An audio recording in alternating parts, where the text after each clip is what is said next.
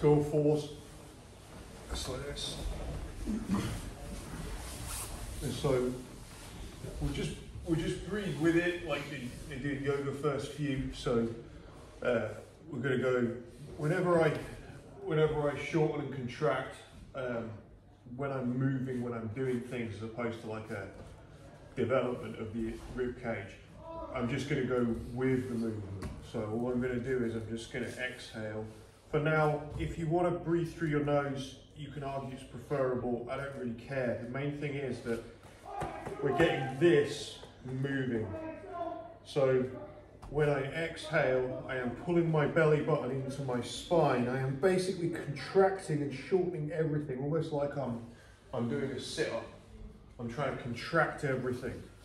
Squeeze your rib cage, everything, and you're exhaling for as long and as slowly as you possibly can, that you feel comfortable with. There's no harm in squeezing, you know, all the last bits of air out. When you breathe, when you come this way and you round the other way, and so you're flexing your spine, your head coming back, now we're filling up. And when you fill up, I want you to go as hard as, like, fill up, like literally sick air in at the end of it. Yeah, so it's a super long breath. So in your own time, just work on this. So as long a breath as you can, extending and contracting. We exhale when we contract. Yeah, so let's just give it a go.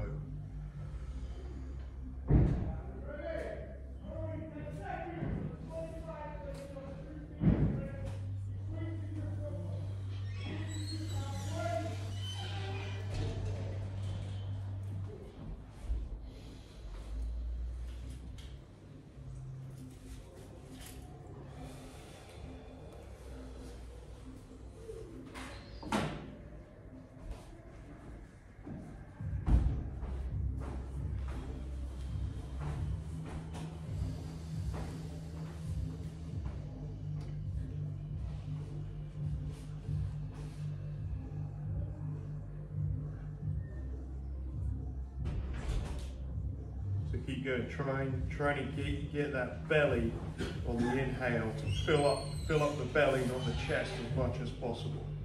Eventually the chest will probably fill up, but we're trying not to move our shoulders or our chest. Keep going.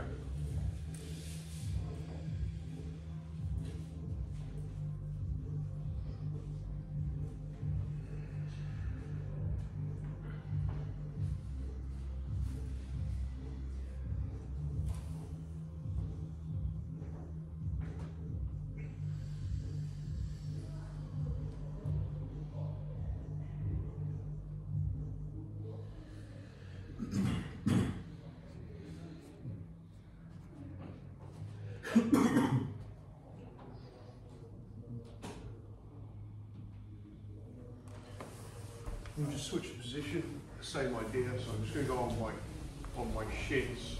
If anyone feels this is more comfortable for them, you can do this instead. It's just preference, you just get slightly of a stretch. Again, all I'm doing, so I'm going to lock my shoulders. So I want this idea that my shoulders are not going to move. So when I breathe, I don't want to feel anything going on there. Everything is here. So exactly the same idea. So we'll just breathe with the body for now. So I'm gonna, when I exhale, my belly button goes to my spine, and I keep trying to squeeze more and more air out. Contract this. You can lean forward into it. Do everything to sort of crunch. And then when you can't get any more air out, and you really try to get more air out, you can't get any more air out, you really feel the urge to breathe. Now we round, and we fill it up. And you can use the mouth at the end to try and get more air in. So I can breathe all the way in here, get to the top, I can't make it get any more in, and then I can start to sip more air in. I'm almost holding and getting more in. Yeah, so let's just give that a go at your own time. And we're just kind of rocking with it.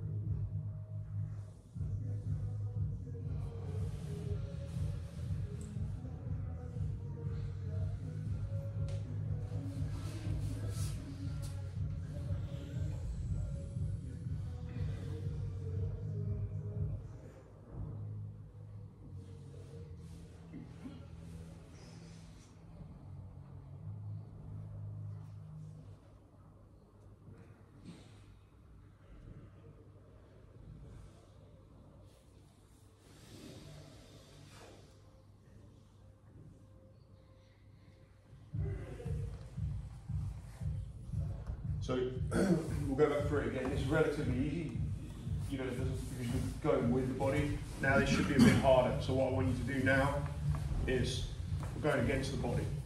So basically when I crunch now, I'm actually trying to get air in at this point. So this is, if you imagine, if this is a very soft version of, if you imagine if Josh has me in the scarf hold. He has me in the scarf hold, he's squeezing me up and he's crunching me, right? He's making me like hard to inhale. And this is what makes people effectively kind of tap in these positions just for the pressure, because they say, I can't breathe. You can breathe, you just don't like it. So what I've got, this is what this exercise is really preparing us for, is to deal with situations like this where he's really squeeze me, and I need to be able to breathe here. And get air in and toughen it out. So that's what we're doing. That's why we want to go against this as well. So the whole thing feeds in, so you reverse it. Of course, I want to breathe with my body, but I sometimes can't. And so this is where the conditioning comes in the diaphragm. Yeah. So we're now going against it. So I'm imagining he's pulling me in. I'm getting crunched here. And I practice breathing in, getting as much air in as I possibly can. So I can breathe, it's just a bit uncomfortable. Yeah, so get the air in. And then we're going to exhale in the reverse when so this is kind of messing everything up. It's not what the body wants to do. Yeah, so I'm here, and I'm getting the air in, whilst crunching as much as I can. Imagine Josh is squeezing my abs, squeezing my ribs. Yeah, so get the air in.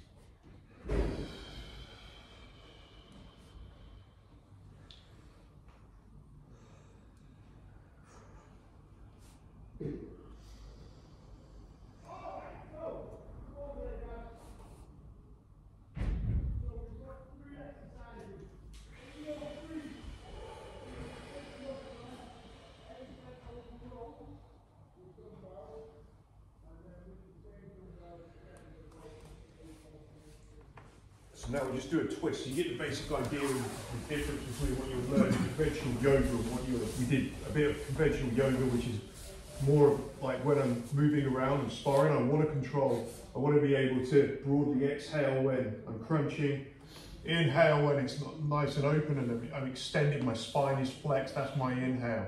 So again, we're just going to practice being in a twisted up position here. So I'm going to get myself into a ball. I'm going to take my knees across to one side. This is much more of a twist. I'm going to let my arms and head flop over here. You can already hear in my talking, my breath is being impeded. And the more you ball up here, you can practice getting tighter and tighter on the ball. It will get worse. And then all I'm doing again with this is I'm just practicing now, just in and out in this constricted position. So I'm working on, when I inhale, as much air in as possible. You can nose breathe to begin with and switch to the mouth to squeeze a bit more in. And then when you exhale, I want you actually to practice squeezing your abs and contracting everything you can in your rib cage in your own time. Do about 4 or 5 repetitions of this, of like inhale, exhale, and then switch it over, and then we'll get to work on the jiu-jitsu. Yep, let's give it a go.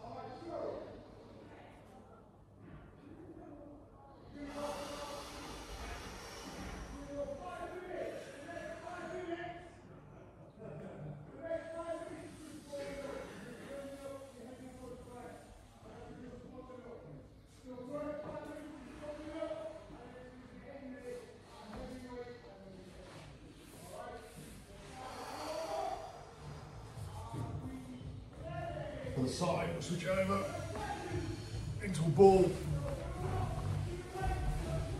Body going the other way, let everything loose. And eventually, as you breathe properly through this, your arms actually should start to give way. Everything should start to relax into the stretch. Complete focus on the breath, all the way in, all the way out as much as you can. Let's go.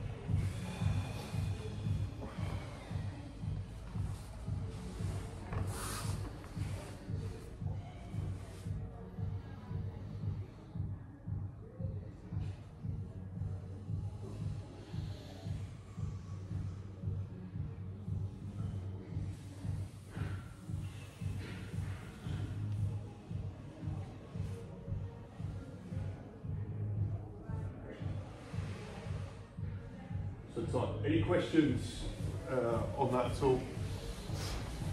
Observations or anything? All good. The location of movement is far more important than whether you nose or mouth breathe. Getting used to this whole idea. So it's almost like the belts are quite useful for this as well, because you can kind of feel, so it can be a feedback loop for you, and give you something to press against when you're trying to deal with this. So